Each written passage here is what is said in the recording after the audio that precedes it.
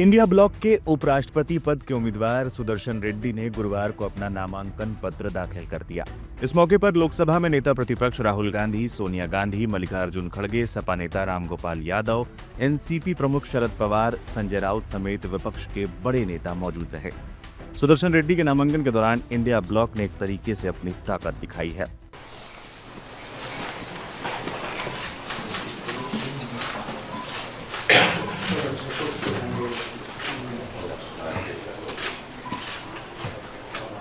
NDA उम्मीदवार के तौर पर सीपी राधाकृष्णन ने भी एक दिन पहले बुधवार को नामांकन किया था।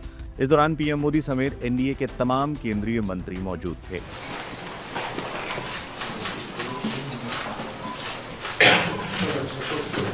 दो विचारधाराओं की लड़ाई बन गया चुनाव।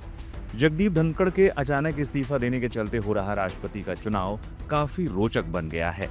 जैसे ही एनडीए ने दक्षिण भारत से अपना उम्मीदवार दिया, तुरंत ही विपक्ष ने भी दक्षिण भारत से ही अपना उम्मीदवार उतार दिया। जहां एनडीए ने सीपी राधाकृष्णन की उम्मीदवारी से तमिल कार्ड खेलकर डीएमके को कश्मकश में डाल दिया, तो विपक्ष ने नेहले पे दहला मारते हुए बी सुदर्शन रेड्डी के जरिए तेलुगु दांव खेलकर टीडीपी से लेकर केसीआर तक की चिंता बढ़ा दी है। विपक्ष ने सुदर्शन रेड्डी को क्यों बनाया उम्मीदवार? जस्टिस बी सुदर्शन रेड्डी एक पूर्व सुप्रीम कोर्ट जज, गुवाहाटी हाई कोर्ट के चीफ जस्टिस और गोवा के पहले लोकायुक्त रह चुके हैं। उनकी छवि बेहद प्रतिष्ठित रही है। हाल ही में जिस कमेटी ने तेलंगाना में जाति आधारित जनगणना की थी, उसमें भी सुदर्शन रेड्डी ने अहम भूमिका निभाई थी।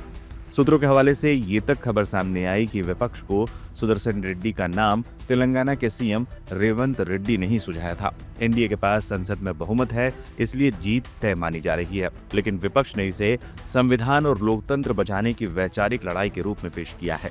जानकारों का मानना है कि विपक्ष ने एक रणनीतिक कॉर्नरिंग के लिए ये दांव खेला है। तमिल बनाम तेलुगु का मुकाबला। सीपी राधाकृष्णन की उम्मीदवार बनाकर बीजेपी ने स्पष्ट रूप से तमिल अस्मिता का दांव खेला।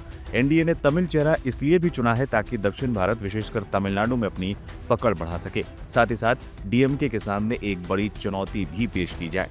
विपक्ष ने तेलुगु चेहरा चुना, जिससे आंध्र प्रदेश और तेलंगाना की राजनीति में असर डाला जा सके। साथ ही साथ इस दांव से जगनमोहन रेड्डी की वाईएसआरसीपी और चंद्रबाबू नायडू की पार्टी टीडीपी दोनों पर दबाव की स्थिति होगी, या कहें धर्म संकट होगा।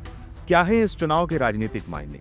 ये मुकाबला भले ही संख्या में एक तरफा हो, लेकिन इससे 2026 के विधानसभा चुनाव और 2029 के लोकसभा चुनाव के लिए दक्षिण भारत में माहौल बनाने का प्रयास हो रहा है। विपक्ष ये दिखाना चाहता है कि वो केवल हिंदी पट्टी पर ही नहीं, बल्कि दक्षिण भारत की भाषाई विविधता को भी राष्ट्रीय राजनीति में सामने लाते हैं। अब ये देखना दिलचस्प होगा, क्योंकि डीएमके इंडिया ब्लॉक का हिस्सा है, और क्या डीएमके तमिल अस्मिता के नाम पर विपक्ष के उम्मीदवार की जगह एनडीए को समर्थन देने का फैसला करेगी। साथ ही साथ जगनमोहन रेड्डी, जो कई मामलों में केंद्र की मोदी सरकार के साथ खड़े दिखते हैं, लेकिन अब उपराष्ट्रपति के चुनाव में तमिल बनाम तेलुगु मुकाबला बन जाने के चलते उनका वोट किधर जाएगा, ये देखना आने वाले उपराष्ट्रपति के चुनाव में बेहद दिलचस्प होगा।